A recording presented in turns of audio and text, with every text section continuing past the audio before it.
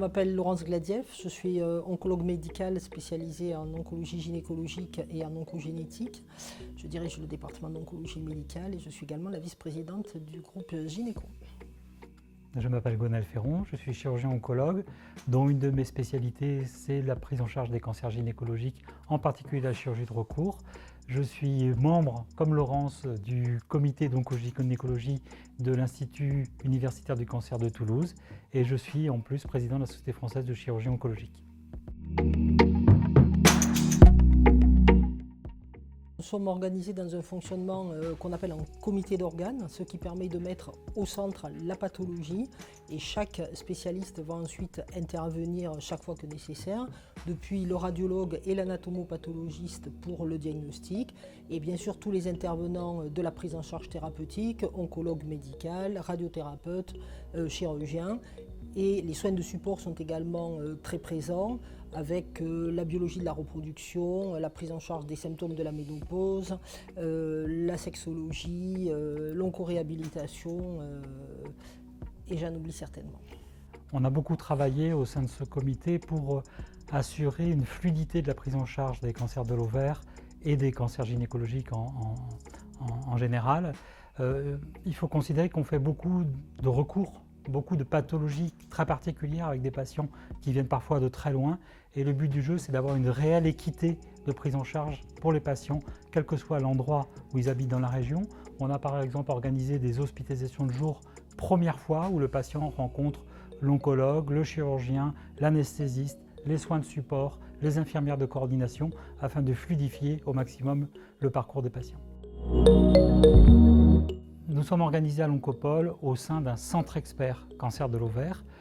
Cela permet de prendre en charge à la fois les patients avec des cancers classiques de l'ovaire, mais également les tumeurs rares, puisque nous sommes également centre expert des tumeurs malignes rares de l'ovaire, qui inclut une prise en charge à la fois extrêmement importante par les anatopathologistes, avec du diagnostic extrêmement poussé, du diagnostic de recours, mais également pour la prise en charge complète des patients.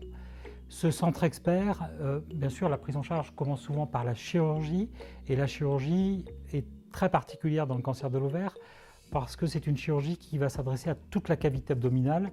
La majorité des cancers de l'ovaire atteignent une membrane qui s'appelle le péritoine et c'est une chirurgie en fait du péritoine et non pas de l'ovaire. Cette chirurgie particulière ici est souvent associée à la réalisation d'une chimiothérapie pendant l'opération, les chimio-hyperthermies intrapéritonéales.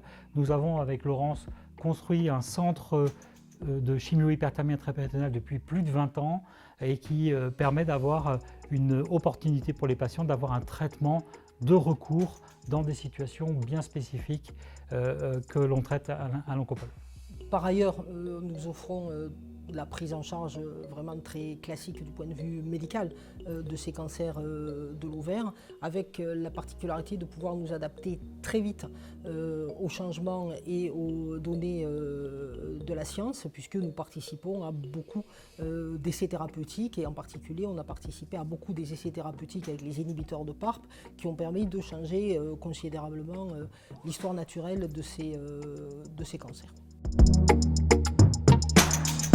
La prise en charge des cancers de l'endomètre est probablement celle qui a le plus évolué dans les 10 dernières années, avec en particulier grâce aux données du Cancer Genome Atlas, qui est un énorme programme international qui a permis de caractériser du point de vue génétique les différents types de cancers.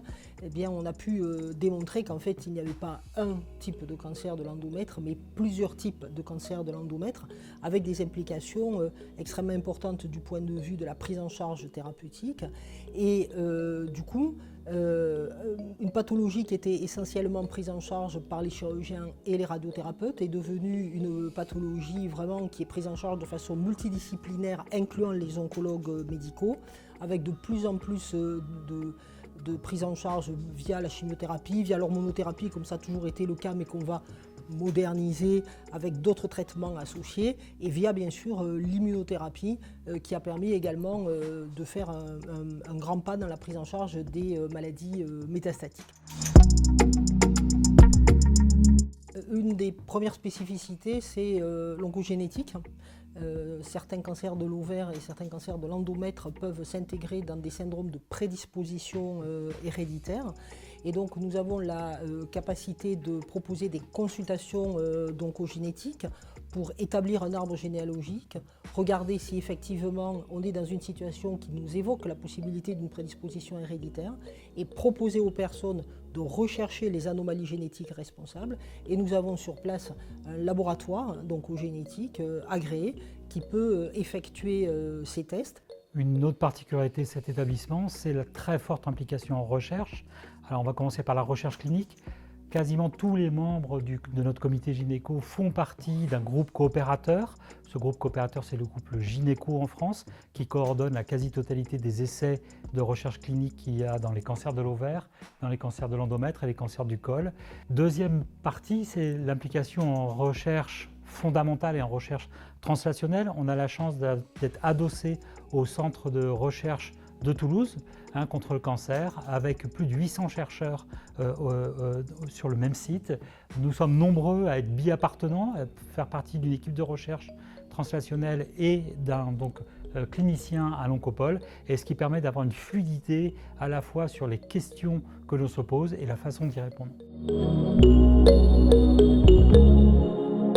Le cocon, ça permet aux patientes de rencontrer les différents intervenants, que ce soit des médecins, il y aura des diètes, il y aura les cuisiniers, il y aura plein d'intervenants et ça permet de les rencontrer de façon certainement un peu plus informelle, parce qu'on est certes à l'Oncopole, mais on est dans les jardins de l'Oncopole, dans cette caravane, et c'est aussi cet échange plus direct et plus informel, je pense, qui est important pour tous.